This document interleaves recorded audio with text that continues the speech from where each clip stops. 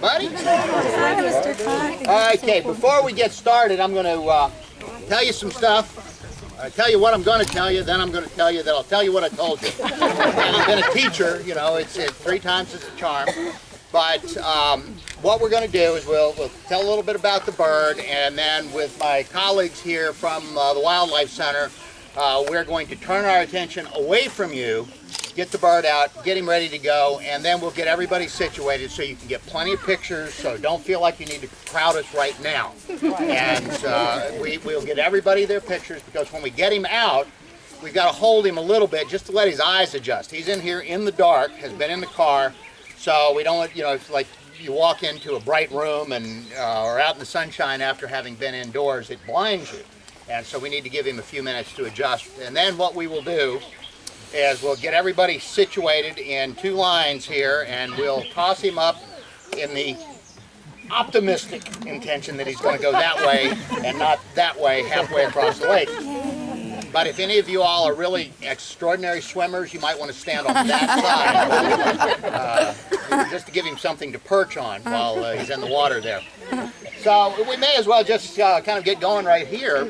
My name is Ed Clark. I'm president and co-founder of the Wildlife Center of Virginia.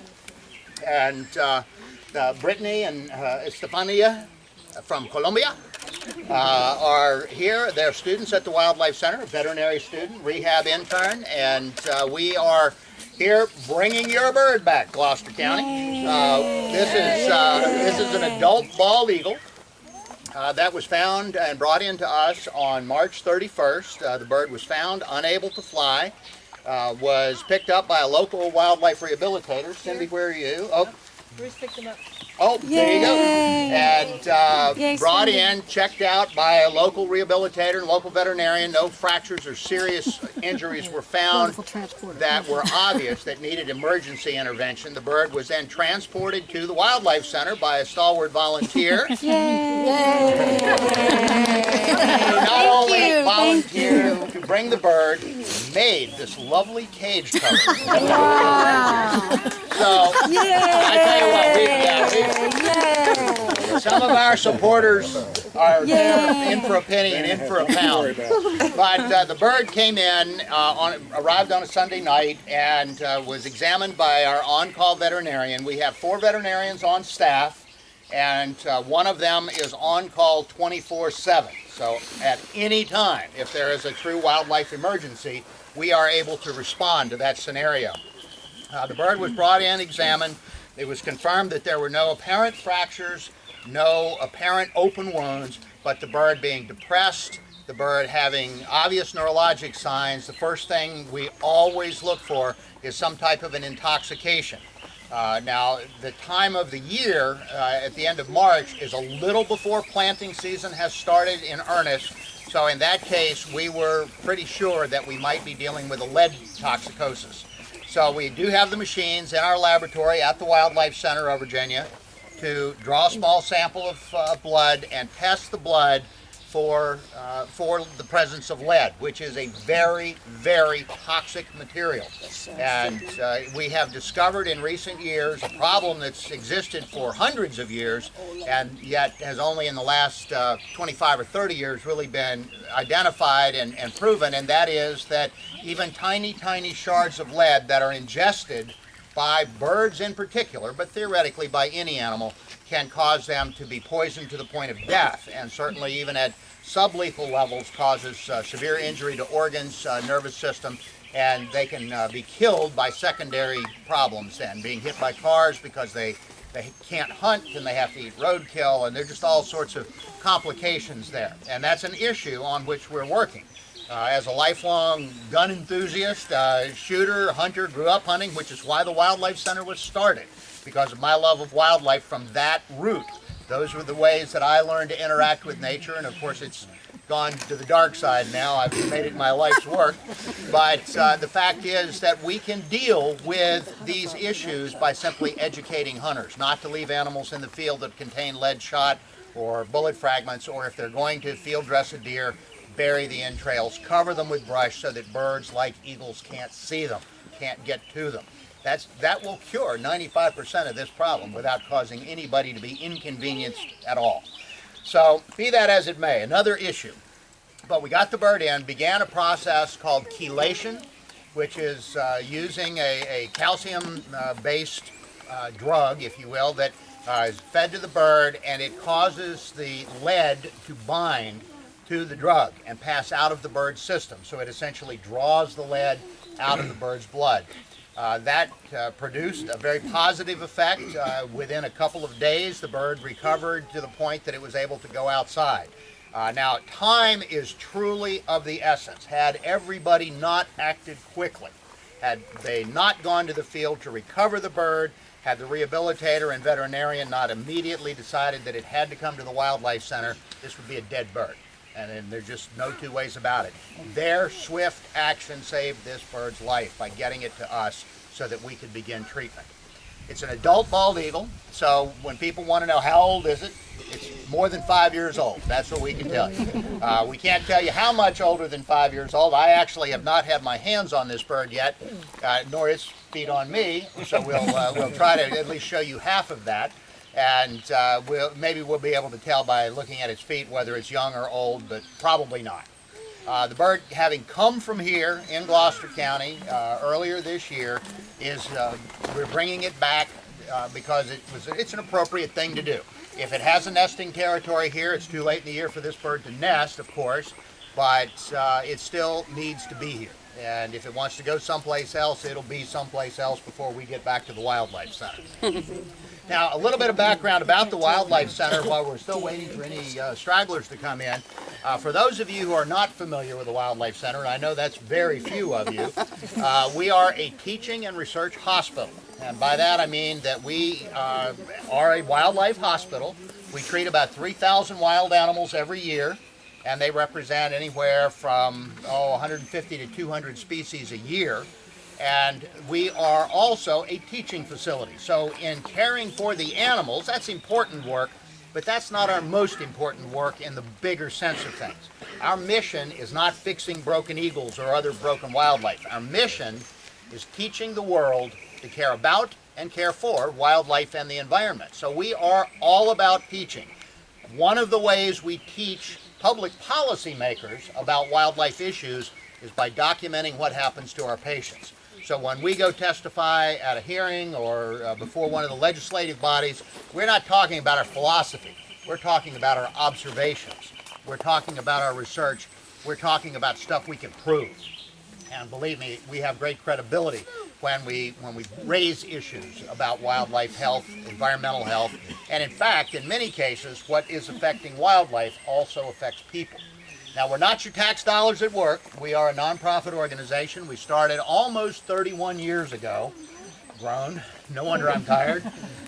Long before most of our staff and all of our students were even born, and probably when their parents were still in elementary school, which is even more depressing, but it's a nice day. I'm not going to dwell on that. But we do exist because people who care about wildlife also care about the Wildlife Center. If you're interested in learning more about us, go to our website, which is wildlifecenter.org. And while you're there, if you haven't already discovered it, we have live streaming video of many of our patients. And right now, the most popular is Baby Bear Cam.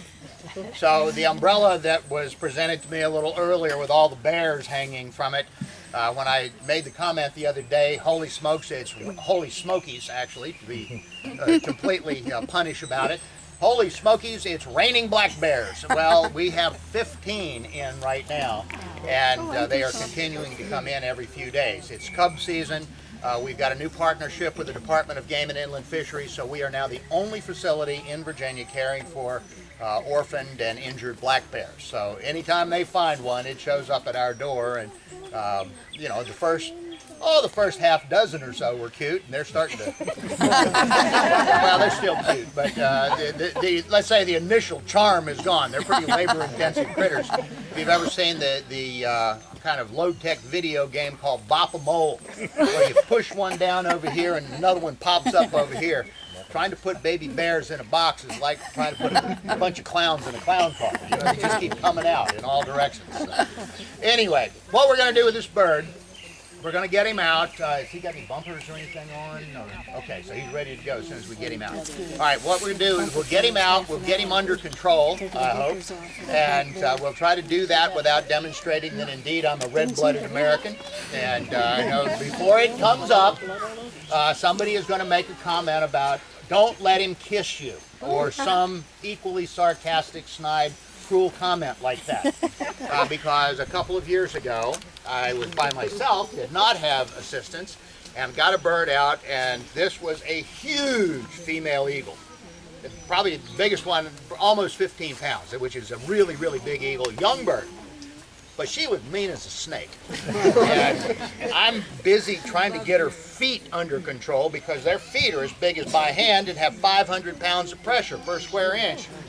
Well, I got her feet under control, and she reached up and bit a piece off my cheek. And there was a cameraman from CBS in D.C. right there, got her live, but that went viral in about a nanosecond. So CBS put it on network, you know, it's in YouTube, and then I'm getting emails from all of my helpful friends around the country. You know, you really shouldn't let them bite you. Defriend. Anyway, there are lots and lots of scars that you get in this line of work, all of which are from mistakes I have made, some of which I'll have to get to know you better to show you, but the fact is that we are going to try to do this safely. So when we get ready to start working here, I'm going to get very focused, and I'm going to ask you all to just be quiet and bear with us while we try to get things under control. Yes? Mr. Clark, is that a male in there or female? I have no idea. I can probably give you an idea when I get her out. Get her out. Well, we'll see. If she bites me, no, actually, I say that not facetiously at all. But when we get them out, having done this for so many years, do you know if they sex this bird? Well, when we look at her feet, it'll give us a pretty good indication. I'm sorry? Not the beat? No, you have to measure that. And I'm pretty good, but I'm not that good. So no, if when they band them, they may know just by the parameters that they use. But when I get her out, I'll be able to probably give you a better than 50-50 guess on it. So I know it'll be at least a 50-50 guess. But I don't miss very often. Before we get focused here, any other questions? Don't you want us to move back away from you? Well, I'm getting there. See, some people have been here before, and we'll get there. So what we're going to do? Yeah, please. Where is the Wildlife Center located? Oh, good question. Thank you, sir. We are actually in Waynesboro, Virginia, right in the Shenandoah Valley, about a half hour west of Charlottesville, right off Interstate 64. Now, before you decide to come out and pay us a visit, I'll tell you we're not open to the public for drop-in visitors. We do, however, have open houses. And those are published on our website, but it's a reservation-only thing. Now, when I say reservation-only, that means you watch for when they're going to be announced, and when they're announced, you make your reservations then, because they invariably fill up within about 24 hours. And we have people come from all over the United States to come to these things. It's like a destination event, go figure. You know, I should be more thrilled to go to the office every morning, apparently. But the fact is that it really is very popular, and it's a unique facility. We are the only facility of our type, certainly in Virginia, but we're the leading wildlife hospital, private hospital in the United States and Canada. So when we train people, we train students from every single veterinary school in the U.S. and Canada, and from 40 other countries, including Colombia, where we have close relationships with about 4 of the veterinary schools in Colombia, and it's just our way of helping the world's wildlife. Other questions? Yes? Do you have legacy partnerships? Legacy partnerships. If you mean where there's a will, I want to be in it, Yeah. Absolutely. One of my favorite sayings, and if you didn't catch it the first time, where there's a will, I want to be in it. And or actually I want the Wildlife Center in it, but we do. We actually have a legacy group, so if you are doing estate planning or even want advice on that, we've got people to whom we can refer you. It's a very important part of our income stream. People who love wildlife and want to keep on loving after they've left this plane, about 20% of our income every year comes from testamentary gifts. So it really, really does matter. Any other questions? Yes? With the bear cubs that you've had, do you have any way of knowing or estimating whether they are orphaned due to the adults being poached for Okay. illegal bear part selling? Okay, I don't know if you heard the question. Do we have, when we get the babies in, the bear cubs, do we know the circumstances by which they lost their mother? Was it illegal activity related to the illegal poaching of bears for the bear parts, particularly the gallbladders of bears? Dried gallbladder actually is worth more than gold.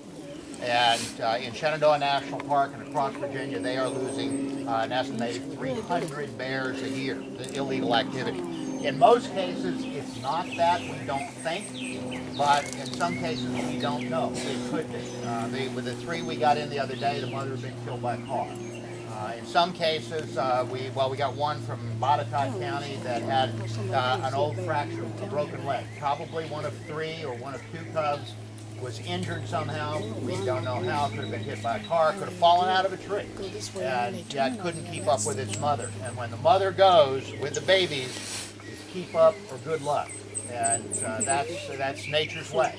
So she's not going to jeopardize healthy babies for the sake of one that's so injured it can't keep up with it. She's sure not going to carry it. So in some cases we don't know. Any other questions? And we'll be around after we're done here. So if you have a burning question, don't think that you can't answer it just because we've released the eagle. All right, we're going to get the bird out, and what I'm going to then do is go out about halfway between here and that bench. So we'll form a semicircle sort of behind us. I will walk the bird around so that each of you can get your pictures and see them up close. Don't try to touch it. If there are little ones around, keep them under control and don't let them try to touch it or move quickly toward us, because that will just frighten the bird, and I don't want anybody hurt, especially me. So, all right, are we good to go? Yep. Good to go. All right, let's see if we can get this bird out of here. Check those peepers. No, I'll let you get the door for me. Oh, that's not who we have to worry about. Oh, no. Oh, this is skinny.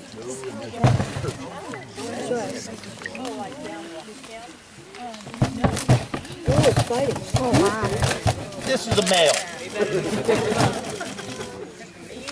He's a little guy. Little guy. That's what he was doing in my back seat. Don't you bite me down there. He was having a fit. Oh. All right, go ahead. Come around here.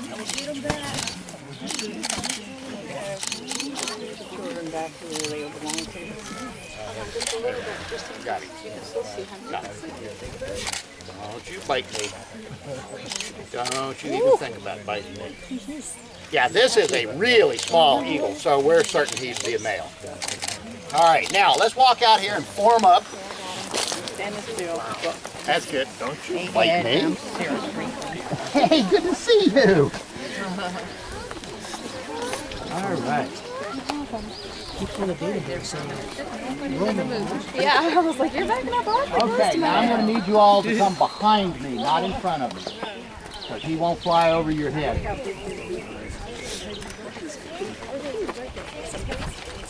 All right, so if everybody form up just a big semicircle, I mean, great big one. You're too tight.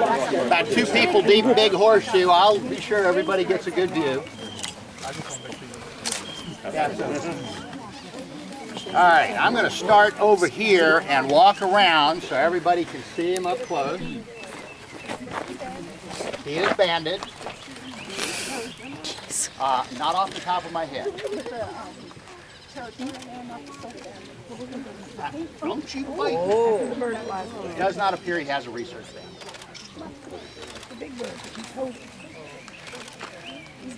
All right. Say hi to the bird. Maybe say goodbye to the bird. He's not ready to leave. All right.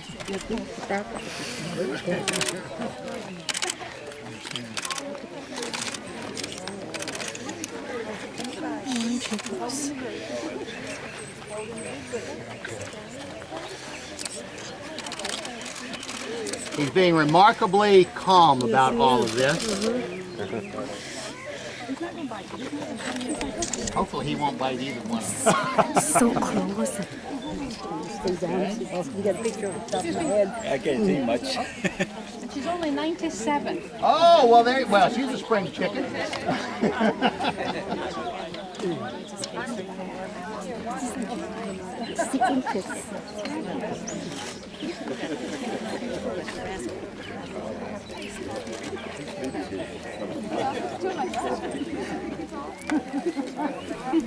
When he goes around and shows the bird, everybody fly away.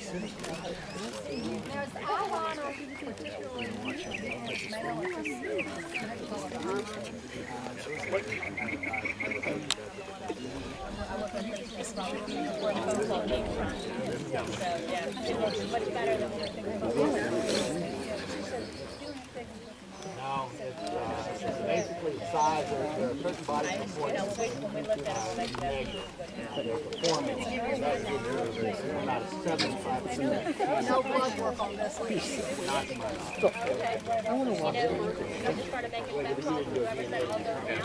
Oh, no, we always give blood work in the lab. Right.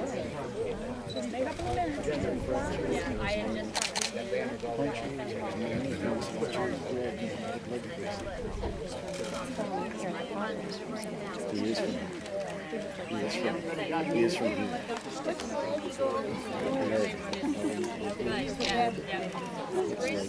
Hunter sheep, buckshot, slow. And then he goes down and eats whatever that's in the bird, or whatever the shot. Then he gets sick.